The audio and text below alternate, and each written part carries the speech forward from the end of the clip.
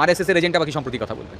পশ্চিমবঙ্গে 2011 সাল থেকে এখনও পর্যন্ত কয়েক হাজার আরএসএসের স্কুল তৈরি হয়েছে।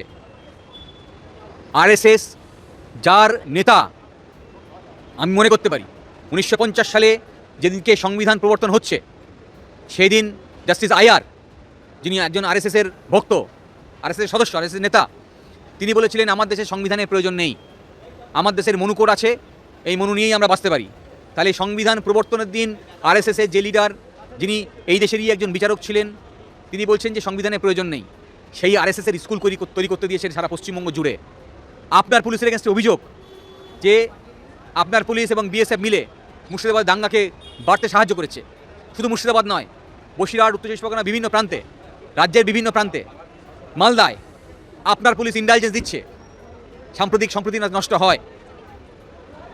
ফলে আপনি একথা আপনার মুখে মানায় না। আর এমনিতেই আপনার পুলিশ ডাবল স্ট্যান্ড নেয়। আমরা মামলা করেছিলাম, আদালত তার অর্ডারে লিখেছে যে যখন সম্প্রীতির দাবিতে লোকে আন্দোলন মিছিল করতে যায় ধর্মতলায়, তখন আপনার পুলিশ মিছিলে পারমিশন দেয় না।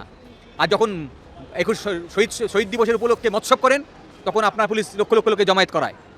ফলে আপনার মুখে এইসব কথা মানেন না। সারা পশ্চিমবঙ্গের মানুষ জানেন, তারা তাদের সিদ্ধান্ত নেবেন সচেতনভাবে। যদি আপনি ভোটটা করতে দেন, যদি সেই সৎসাহস থাকে যে মানুষকে ভোট দিয়ে যেতে দেবেন, আপনার পুলিশকে দিয়ে মিথ্যে কেস দেওয়া করাবেন না, তাহলে আপনি উল্টে যাবেন।